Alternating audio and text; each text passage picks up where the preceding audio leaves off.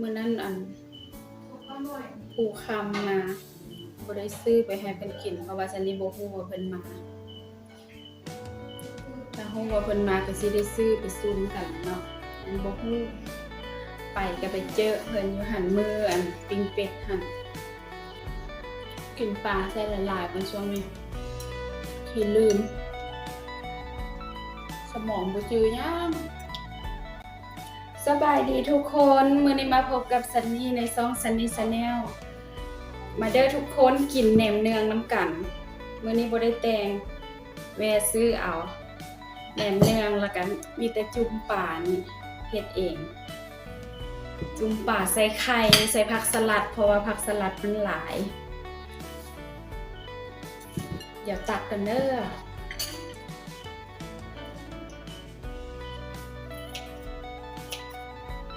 แหนมเนืองบึงขยองไปแวะซื้อก็มานั่งกิน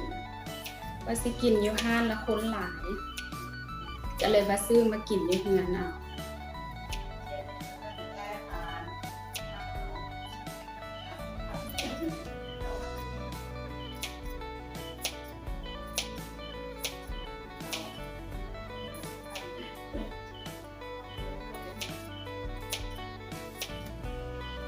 กินห้าน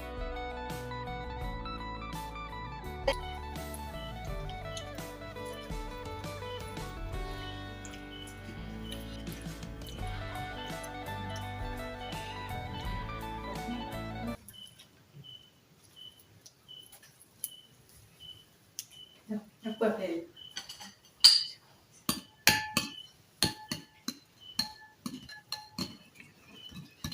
กินอยู่เฮือนจังสบายนุ่งเสื้อใหญ่ๆจังบ่ขับท้อง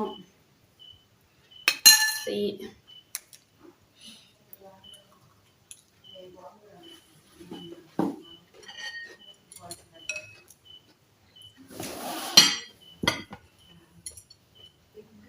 จุ่มป่า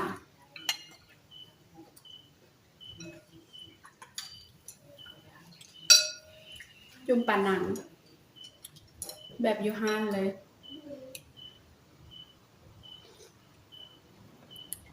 ป่าจุ่มป่านี่มันเฮ็ดเอาบ่ได้ซื้อแต่แหนมเนืองมาเนี่ยซื้อแหนมเนืองมา2ชุดนั่งกิน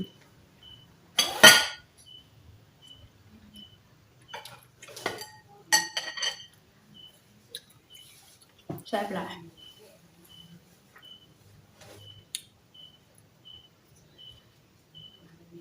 ส่วนต้มบ่มาเนาะเพิ่นว่าถ้าเจอกันอยู่สวนตัวย่อยนัดกันเด้สิไปเลาะสวนตัวสิไปเบิ่งไก่เพราะว่าเห็นตัวเอาไก่มาแล้วเนาะพากันสวนกันว่าไปลิ้นอยู่พุ่นประมาณมื้ออื่นมื้อฮื้อนี่แหละวันเสาร์วันอาทิตย์พากันไปหาพ่อแม่แน่ต้อมแน่อ้ายสติแล้วก็ตุยบ่ได้ไปต้อมตุยเพิ่นไปเสียงขวางพุ่นแล้วก็เลยว่าสิไปเบิ่งสวนเพิ่นพัฒนาแล้วได้เดี๋ยวนี้นะไก่ก็หลายมีไข่พร้อมว่าสิพากันไปลงป่าเพิ่นมาปิ้งกิน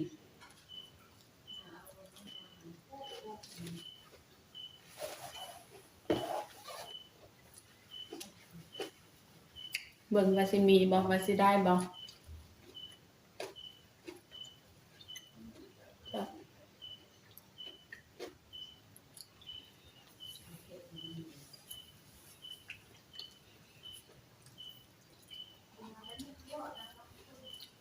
สดจุ่มป่าฮ้อนๆใส่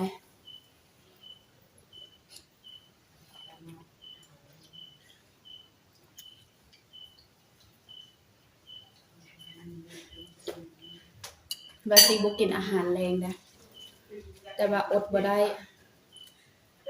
ว่าสิบ่กินข้าวแรงอดบ่ได้ถ้าอดบ่ได้ก็บ่กินข้าวเปลี่ยนจากกินข้าวเป็นกินจุ่มกินแต่อาหารแล้วก็แล้วบ่กินข้าวค่ะกินข้าวปุ้นน้อยเดียวเนาะบ่เป็นหยังดอกเน้นผักเน้นจุ่มผัก กินปลา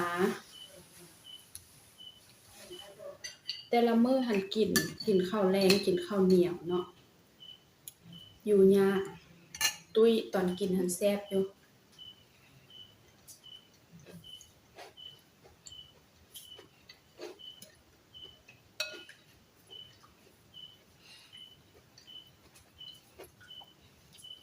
ที่จริงกินกันซิกินหลายคนจึงแซ่บ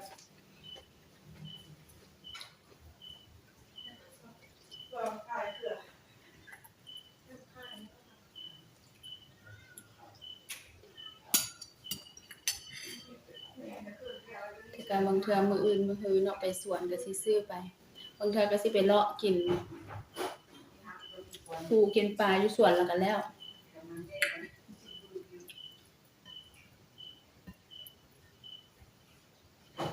มื้อนั้นปูคำมาบ่ได้ซื้อไปให้เพิ่นกินเพราะว่าซันนี่บ่ฮู้ว่าเพิ่นมาถ้าฮู้ว่าเพิ่นมาก็สิได้ซื้อไปซุมกันแหละเนาะอันบ่ฮู้ไปก็ไปเจอเพิ่นอยู่หั่นมื้อปิ้งเป็ดหั่นไปฮอดเฮือนก็ค่ำแล้วพากันกินข้าวมื้อนึงก็ซันนี่ก็กลับหาก็เห็นเทื่อเดียวหั่นน่ะเห็นอูนะผ่านมาเห็นแต่คลิปตัวจริงหาก็เห็นตัวจริงตัวน้อยเด้คนน้อยๆอูนะ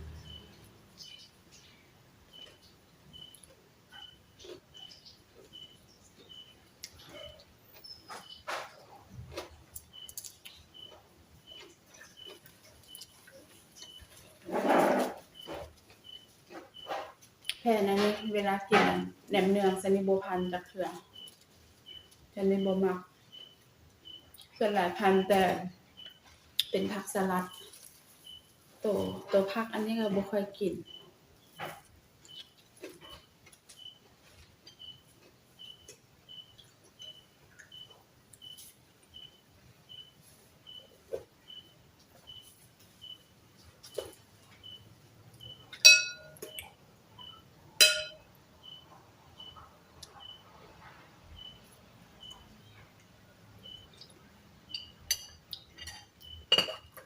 จุ่มปลาแต่ว่าบ่มีแจ่วจุ่มปลามื้อนี้พอดีแจ่วเบิดกินกับแจ่วแหนมเนืองนี่ก็เข้ากันอยู่แจ่วป่าอยู่ร้านนี่เพิ่นจะเอาแจ่วหมักนัดส้มหวานหน่อยนึงจุ่มใส่ผักบัวผักสลัดน้ำมะพร้าวแบบนี้นะ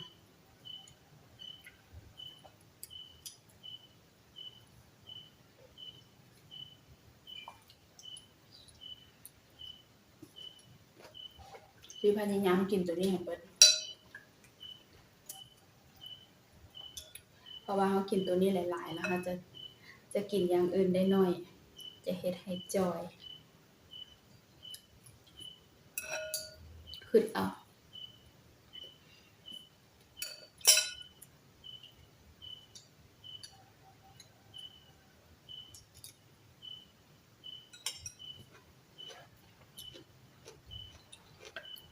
กินแบบนี้ก็ได้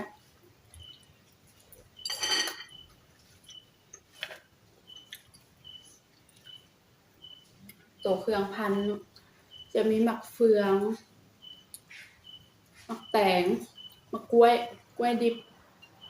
ก็มีหมักเผ็ดกระเทียมส้มนี่บางเทื่อหั่นถ้าบ่มีหมักเฟืองก็จะเอาหมักม่วงดิบหั่นน่ะซอยมากับแต่ว่าส่วนหลายชนิดพันก็ใส่แต่หมักแตงกระเทียมก็บ่ค่อยใส่ดอก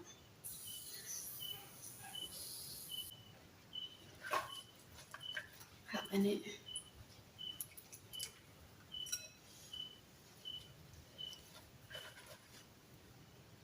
ใส่หลายๆจนหอม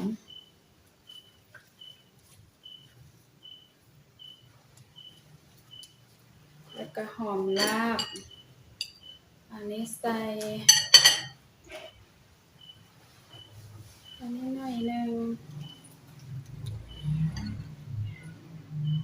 กับแจ่วลาด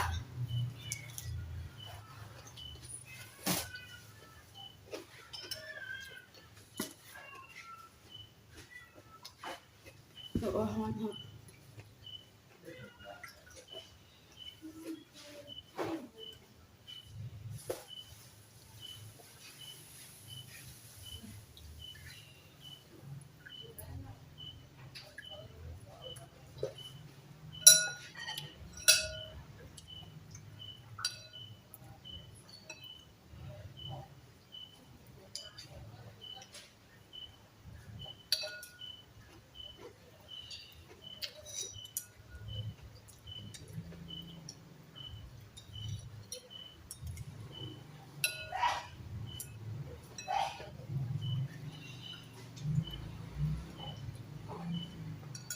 งานอยู่ใกล้ทางเสียงรถมาได้ยินเบิดคนมาก็เร่งบื้นมากเลยทางที่แบบทางบ่ได้เรียบเลยมีขุมมีก้อนหินแต่ก็เร่งเต็มที่คือสิแม่นเพิ่นลืมขับไว้ติบ่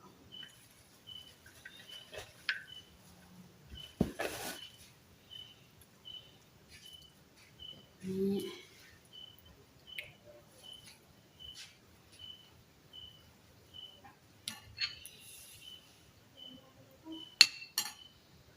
แม่ซันนี่น่ะมักขนาดเลยแหนมเนือง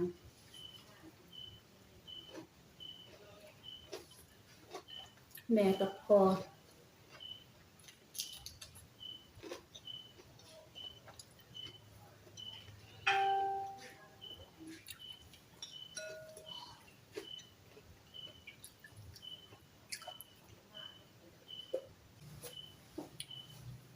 แซ่บ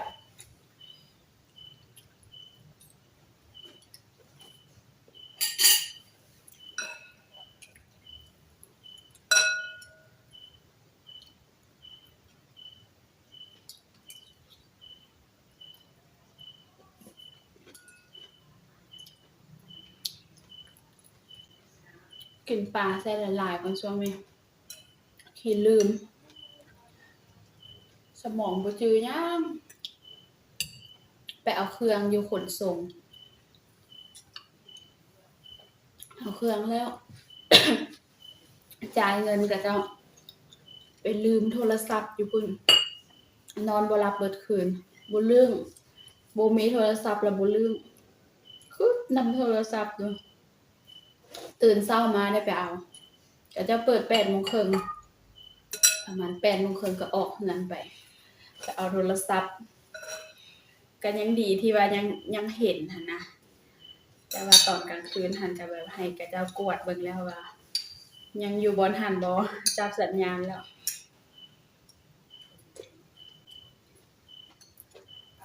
ไปเอาโทรศัพท์แล้วหลังจากนั้นก็ไปแวะกินข้าวหน่อยนึงกินข้าวเปียกแล้วจึงไปฮอดทำการประมาณ 9:30 นนี่แหละครอบหัวหน้า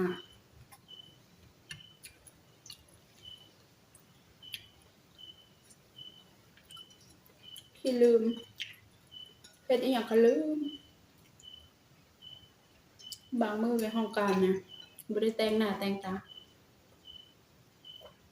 ลืมเครื่องสำอาง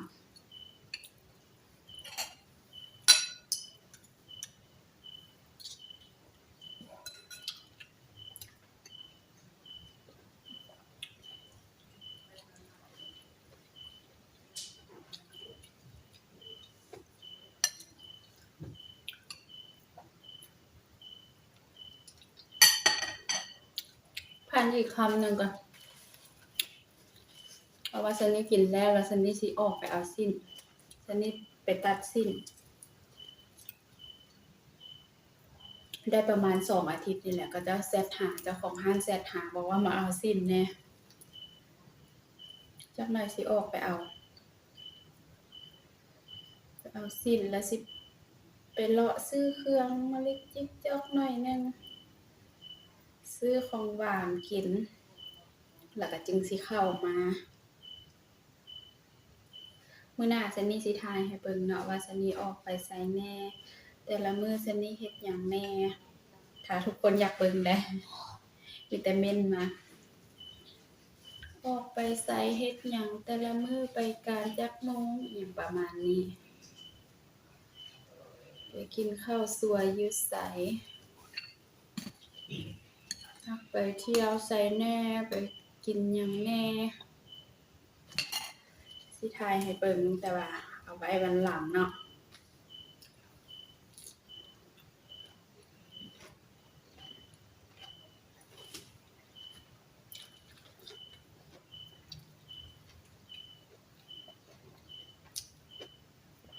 แต่ว่าส่วนหลายก็บ่ค่อยไปไสดอก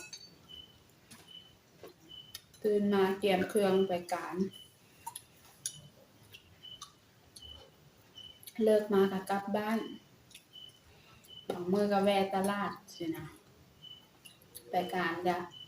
บางมื้อก็กินข้าวสวยอยู่ห้องการบางมื้อแต่งกินไปกินเองบางมื้อกินอยู่โรงอาหารห้องการบางมื้อออกไปกินอยู่นอกสินะ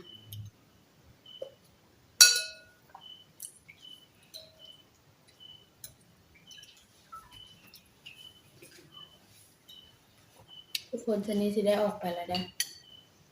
ก็ประมาณ7 โมงแล้วจักหน่อยก็จะสิปิดร้าน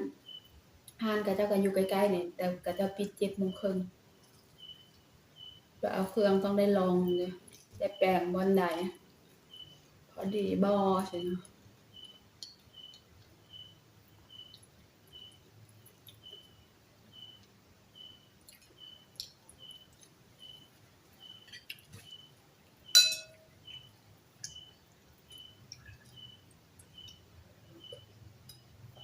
ไปแท้ๆแล้วเด้อทุกคนสำหรับคลิปนี้ซันนี่ขอจบเพียงเท่านี้เด้อถ้ามักก็อย่าลืมกดไลค์กดแชร์กด Subscribe ให้ซันนี่แด่ติดตามซันนี่แน่เนาะเบิ่งคลิปซันนี่แด่เนาะให้ผ่านกดเดี๋ยวนี้ยังบ่ฮอด 4,000 ชั่วโมงเทื่อแต่ว่าSubscribe หั้นฮอดเดี๋ยวนี้1,000กับประมาณ100นี่ขอตัวลาไปก่อนเด้อบ๊ายบายสบายดี